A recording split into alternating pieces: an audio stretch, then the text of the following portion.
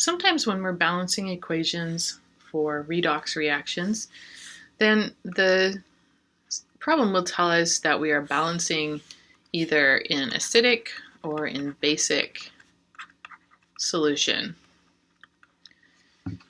And although we didn't talk about it, we actually already talked about how to do balancing in acidic solution. That was part of our step 2 in our first, I believe it's step 2 anyway, in our 5-step process. So anytime we have H plus present and we leave the H plus, that means that this is an acidic solution. So what an acidic solution means is that you have free H plus floating around from some kind of acid, and it could be any kind of acid, and that means that this H plus is available to help the reaction along.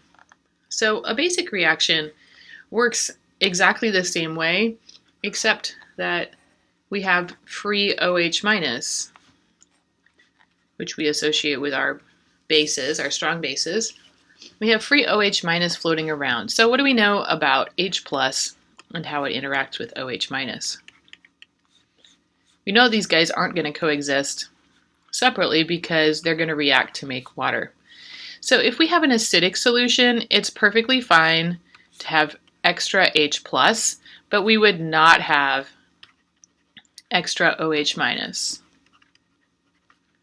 And similarly, if we have a basic solution, then it's fine for us to have free OH minus, but we would not have extra H plus because all of the extra H plus would have already reacted with some of that OH minus to make water.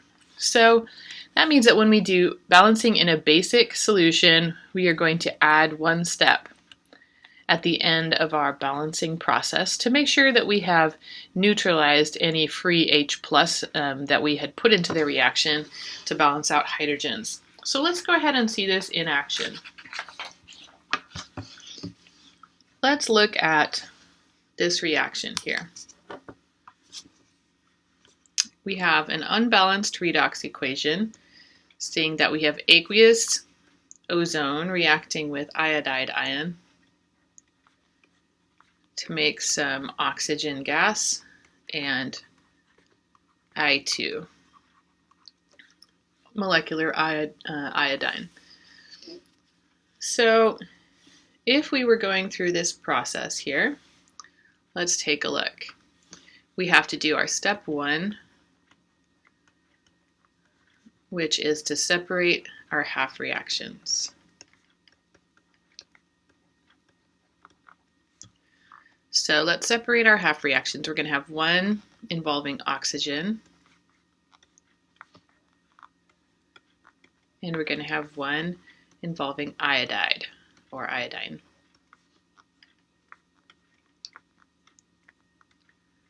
All right, so our step 2 is to atom balance our two equations. So when we look at the O3, we can see we've got an extra oxygen here on the left-hand side compared to the right, so I need to add water to balance that out. Just one, but now I also need to add 2 H pluses to the left-hand side. Oh, and I needed to be clear that this is in basic solution. And now we have atom balanced. So down here, our atom balancing is quite simple. We just need 2 iodines because those 2 iodides will make our molecular iodine. So step 2 is done. Now step 3 is charge balancing individual half reactions.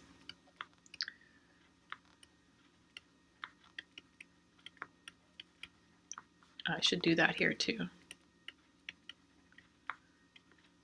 Okay, so let's take a look. Up here we have no charge plus 2, so we have a 2 plus charge on the left, and over here we have no charge. So we're going to be able to balance this by adding 2 electrons to the left-hand side. Now, down here I have 2 minus, and over here I have no charge. So I will add 2 electrons over to the second reaction as well. So that was step 3. Now step 4 is charge balance between the two half reactions. And I should actually say electrons, because we don't actually need the whole charge to be balanced. We just need to balance the electrons in the half reactions. And we have 2 and 2, so this is already done. And so our step 5 would be to add the reactions together.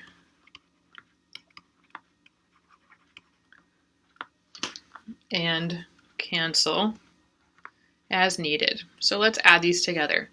So on the left I have O3 aqueous plus 2H plus aqueous plus 2 electrons plus 2 iodide. And on the right I have oxygen gas and water and iodine and 2 electrons. So now I'm going to cancel things, and the first thing that I always need to cancel is the electrons. They should be the same if we've done it right. And now this, if I was in acidic solution, I could just stop here, but because we are in basic solution, we can see that our 2H pluses here are not going to hang out. So we need to add, this is my step 5, or excuse me, 6.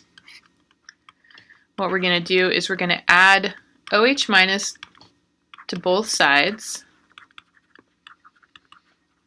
in the same amount to balance any H pluses that are left over, because these H pluses would not hang out and be present in a basic solution.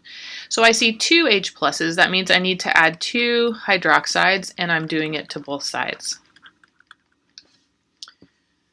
So this 2H plus and 2OH, this will become 2 waters. And so once I get to this point, I'm going to rewrite it for a moment. We have to kind of check back in with step 5 to cancel things out. So I have 2 waters instead of 2 H pluses and 2 OH minuses. I have 2 iodides still, and I'm making oxygen gas.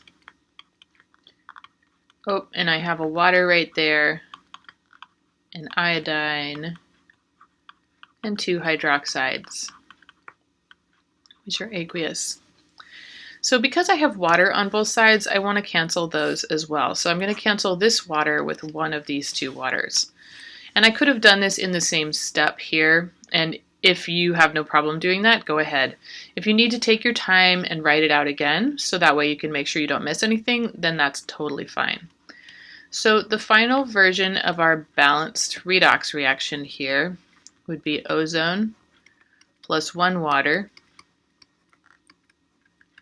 plus 2 iodide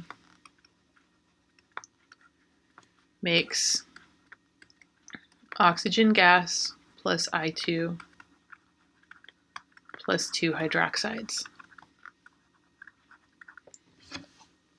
Okay, so let's go ahead and try this again, just to make sure we've got it. Here's another redox reaction that's unbalanced that you need to balance in basic solution. So we have FeOH2 plus oxygen gas makes FeOH3, and that makes a solid. Now this is a weird reaction, and I would not give you one that looks like this because this might be a little bit challenging for you if you weren't sure where to go, but I figured it worked just fine as an example. And that's the problem here, is that although we can see that here our iron is 2 plus, and here it's 3 plus, so that means our iron itself is losing an electron,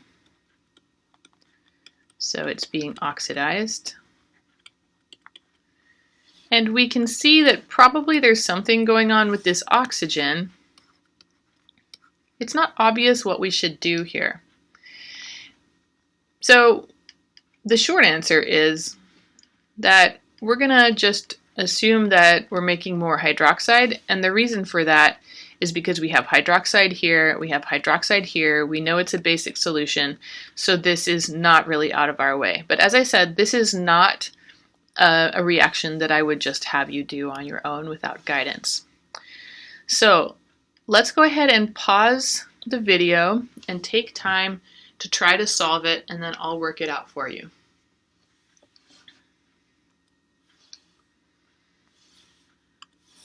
All right, hopefully that worked out just fine for you once you separated everything out. So let's take a look at our step 1. So our two half reactions, one of them is going to be the iron hydroxide Fe2, or Fe2 plus, iron hydroxide, iron 2 hydroxide going to iron 3 hydroxide. And then the second reaction is the oxygen gas, and we'll make it turn into hydroxide, as we said. All right, so step 2 is atom balancing. So let's see, we're going to do the same thing we did before. Our irons are balanced, but our oxygens, we have 2 here and 3 here, so I need to add a water. And now I have 4 hydrogens on this side and 3 on this side, so I'll add an H plus to balance out my O's and my H's. All right, and now here I have 2 waters on the left, or 2 oxygens on the left and 1 on the right, so I'll add a water. And then I have 3 hydrogens on the right and none on the left, so I'll add 3 H pluses. So there's our atom balancing. Step 3 is our charge balancing. So let's see, on this left-hand side, it looks like we have 0 net charge. On the right-hand side, we have +1. So we can balance that by adding 1 electron. Now here on the left-hand side of the second reaction, we have a +3, and over here we have a -1. So we can only go more negative. That means we need to add 4 electrons from the +3 to get us to the -1 over here. Okay, so that was step 3. Step 4 is electron balancing between the 2 reactions. And this reaction has 4 electrons and this one has 1, so that means I need to multiply this whole first reaction by 4 to get me 4 electrons. And then step 5 is to add my reactions together and cancel things out. So I'm going to do that right here. So my 4 times FeOH2 and 4 waters come from the top reaction. And then we have oxygen gas plus 3H plus 4 electrons gives me 1 hydroxide and 1 water. And from the top reaction, we're still multiplying by 4, so that's 4 FeOH3 solid plus 4H plus 4 electrons. I'm sorry that this is so long.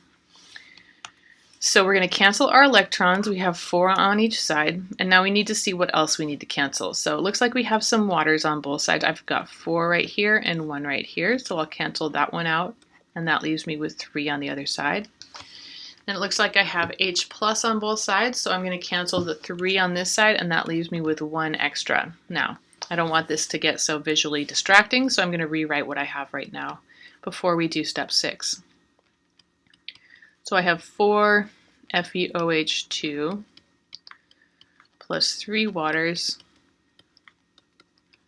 plus O2. That's everything on the left, making hydroxide plus Fe4 OH3 plus H plus. Oh, look. These two already can cancel each other out. So I don't end up having to add these, so I can just combine. This turns into one water. And I can see I have 3 waters on this left-hand side, so I'm going to cancel those, and that'll leave me with 2. So the final version would be 4 FeOH2 makes 2 waters, or excuse me, combining with 2 waters and oxygen, give me 4 FeOH3. And that's done.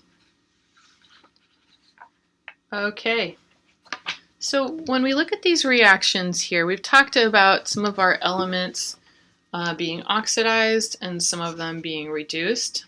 So we can see in this case here that we had iron 2 plus going to iron 3 plus. So it was oxidized.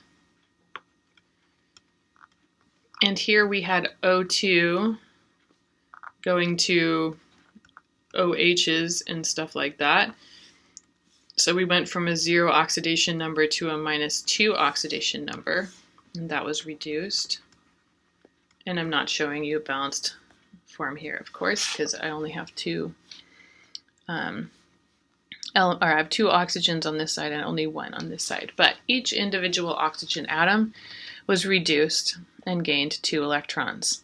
Each individual iron atom was oxidized and lost 1 electron. Now, some elements are more prone to being oxidized or reduced than others. And this is summarized in what's called the activity series. And I'm going to go ahead and pull up this little table here. The activity series is summarized in table 4.6 in our book. And what this is it's a listing of elements that are more or less likely to reduce another element.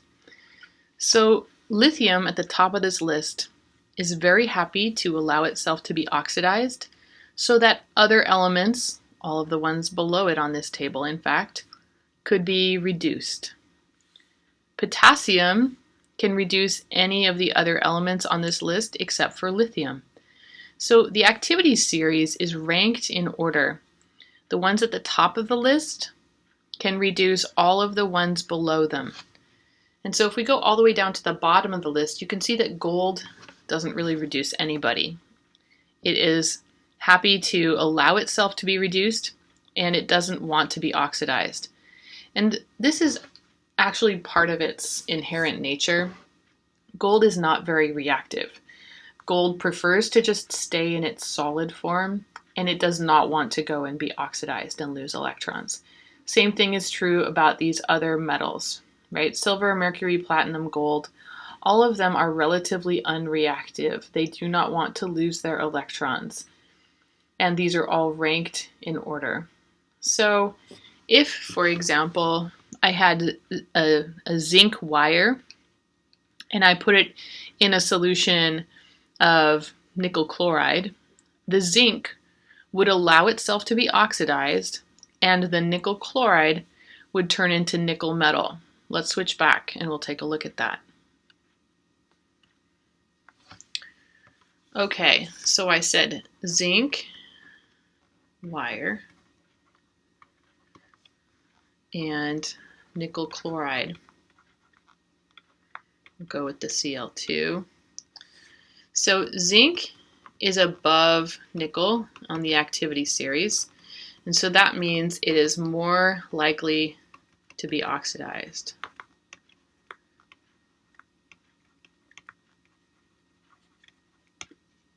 Compared to nickel. So the nickel in our solution,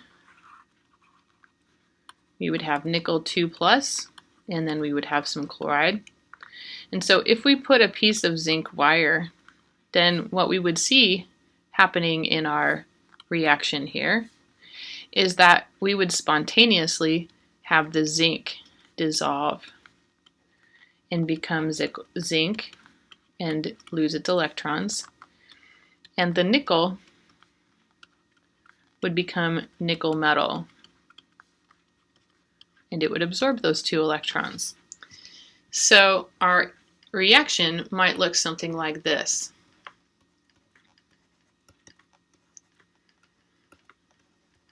That metal zinc reacts with nickel chloride to make nickel metal and zinc chloride.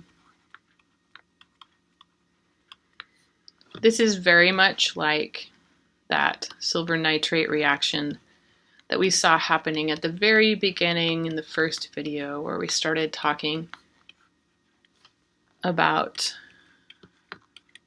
redox reactions. And if we go and check back on the activity series there, we can see that silver is below copper on the activity series. So copper wire allowed itself to be oxidized to make copper 2+, and to give its 2 electrons to the silver in solution so that the silver could form silver metal instead of being in the ionized form. So if we tried doing that reaction with copper wire and cobalt, it wouldn't work because cobalt is above the copper in the activity series. Hopefully this activity series is starting to make a little bit of sense. We won't learn yet about the justification for why the elements at the top of the activity series will reduce all of the elements below it yet. That will probably be next semester when we get to that part. But for now, hopefully this makes good sense. I do not expect you to memorize the location of things in an activity series table here, but I would like you to be able to look at the table and then use it to figure out which of the 2 elements that are compared to each other will be reduced.